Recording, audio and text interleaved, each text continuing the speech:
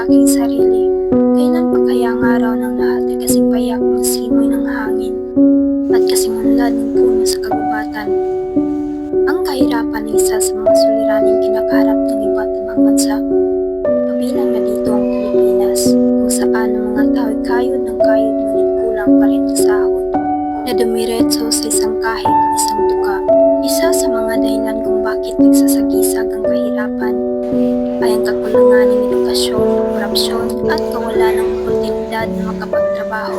Bilang isang kabataan, di man ako kasing yaman ni Duterte, ngunit sa simpleng sipag, kunting kooperasyon sa kabutihan at pagbabahagi ng kaalaman, naniniwala akong unti-unti itong mapapawi at tayo'y umunlad dahil bawat aksyon makakatulong.